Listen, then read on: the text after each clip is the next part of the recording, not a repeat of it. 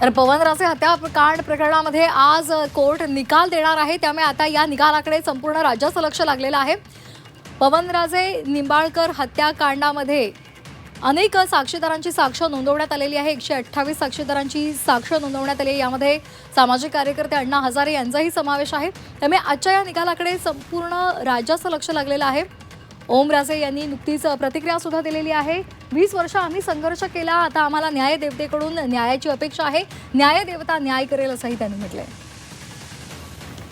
मागच्या 20 वर्षापासून माझा आणि माझ्या वडिलांचे चालक समद काजींचं कुटुंब ज्या न्यायालयीन लढाईचा भाग आहे आणि जे 20 वर्ष अविरत संघर्ष केलेला आहे, अनेक संकट, अनेक यातना, दुःख आमच्या दोन्ही कुटुंबांना भोगलेलं आहे। मला वाटतंय जी न्यायालयीन प्रक्रिया सगळी पूर्ण होते, त्या न्यायालयीन प्रक्रियेच्या नंतर आज निकालासाठी तारीख ठरवण्यात आली आहे।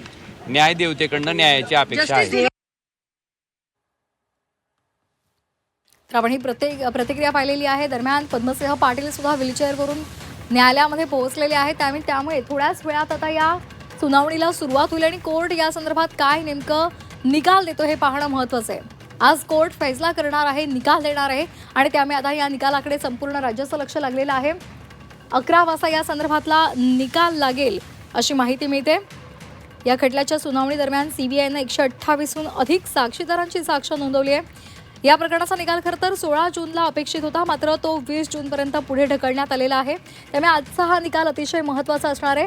दरम्यान आजच्या या निकालानंतर आपण राजकीय भूमिका स्पष्ट करू असंही खासदार ओमराजे निंबाळकरांनी म्हटलेलं आहे आणि त्यामुळे आजचा हा निकाल अतिशय महत्त्वाचा असणार आहे। निकाल कशा पद्धतीने लागतो यावर ओमराजे यांची राजकीय भूमिका अवलंबून असणार आहे। त्यामुळे निश्चितच याकडे सर्वांचं लक्ष लागलेलं आहे। गोविंद तुपे आमचे प्रतिनिधी आपल्या सोबत आहेत। गोविंद, काय नेमकं घडतंय, काय या संदर्भातले अपडेट्स आहेत?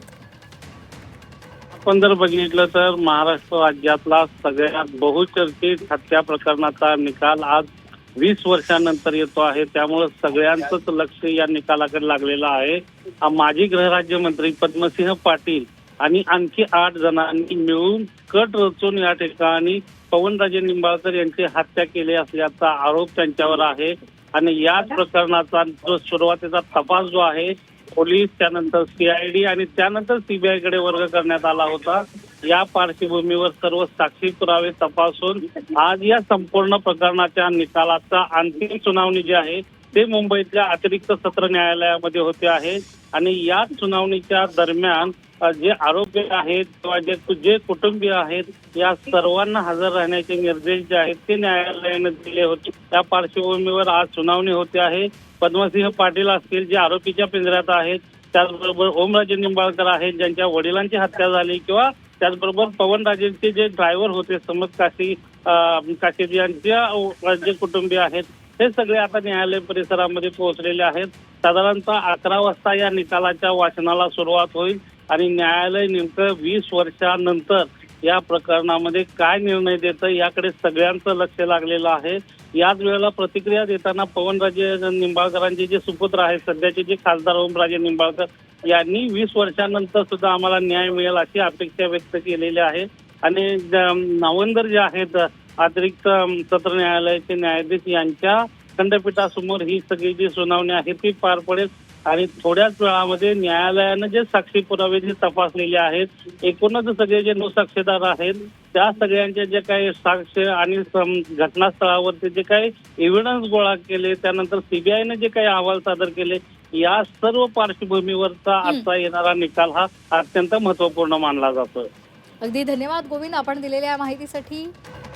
असेच आमच्यासोबत जोडलेले राहा। आणखी काही महत्त्वाच्या मुद्द्यांसाठी आम्ही आपल्याकडनं या संदर्भातली माहिती जाणून घेणार आहोत। तत्पूर्वी आपण सगळ्यात आमच्या प्रतिनिधी सीमा आढे आपल्यासोबत आहेत। सीमा, आपण या न्यायालयाच्या परिसरामध्ये आहात, काय नेमकं सध्या दृश्य तुम्हाला दिसतंय? ओमराजे निंबाळकरांचे कार्यकर्ते किंवा कुटुंबीय आणि आणखीन कोणकोणती महत्त्वाची मंडळी तिथे उपस्थित आहेत?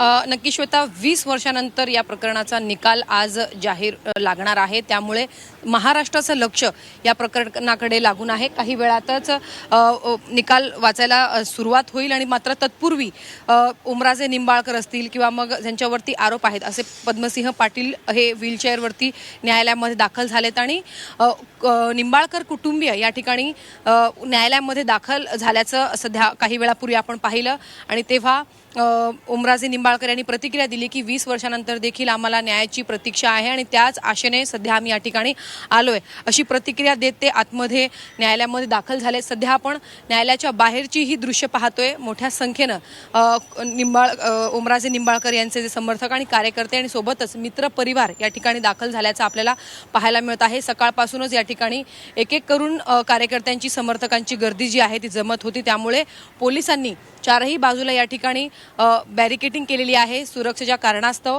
म्हणजे इथे कोणी अनोळखी व्यक्ती किंवा संशयास्पद व्यक्ती येऊ नये याची काळजी जी आहे ती घेतली जाते. आतमध्ये येताना प्रत्येकाची चौकशी सुद्धा केली जाते.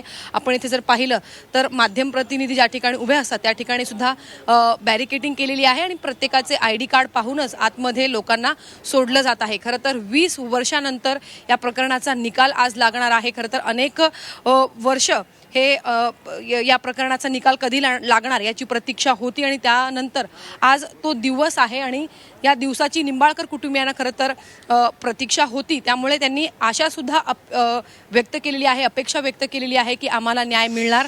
आता 11 वाजता न्यायाला निकाल वाचायला सुरुवात होणार आहे आणि त्यानंतर हे पाहणं महत्त्वाचं असेल की कोर्ट नक्की कोणकोणत्या बाबी नोटीस करतं सांगतं आणि सोबतच काय काय पुरावे त्यांच्याकडे सापडलेले आहेत. कारण 20 वर्ष या संपूर्ण प्रकरणाला झालेली आहे. त्यामुळे कोणकोणते पुरावे सादर झालेले आहेत आणि कोणत्या पुराव्याच्या आधारावर कोर्ट निकाल देणार हे पाहणं महत्त्वाचं असेल. अगदी सीमा, आणखी एक महत्त्वाचा मुद्दा म्हणजे काही दिवसांपूर्वी ओमराजे निंबाळकर यांनी प्रतिक्रिया दिलेली होती की माझा राजकीय जन्मच यातून झालेला आहे आणि त्यामुळे आजचा निकाल अतिशय महत्त्वाचा राहणार आहे आणि न्यायदेवता न्याय करेल अशी सुद्धा प्रतिक्रिया त्यांनी आत्ताच दिली आहे.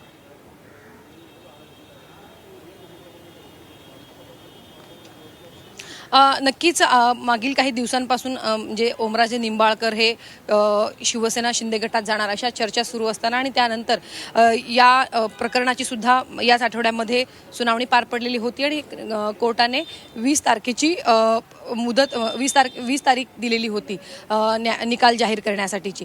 तेव्हा ओमराजे निंबाळकर यांनी माध्यमांना प्रतिक्रिया दिलेली होती. 20 वर्षानंतर खरं तर न्यायाची अपेक्षा त्यांनी व्यक्त केलेली होती आणि आज सुद्धा त्यांची हीच त्यांनी प्रतिक्रिया दिल्याचं आपल्याला पाहायला मिळतंय. त्यांनी असं म्हटलेलं होतं की याच प्रकरणातून कुठेतरी जन्म झालेला म्हणजे राजकीय जन्म झाला असं त्यांनी म्हटलेलं होतं.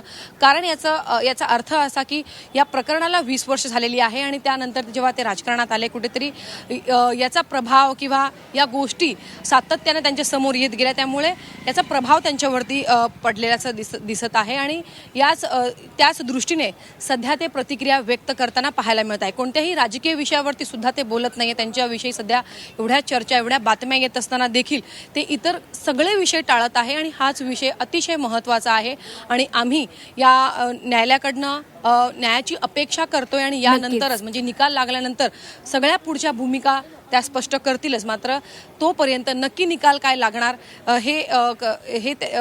याची प्रतीक्षा ते करतात आणि महाराष्ट्र सुद्धा करतो. त्यामुळे यानंतर कशा पद्धतीने घडामोडी घडणार हे पाहणं महत्त्वाचं असणार आहे.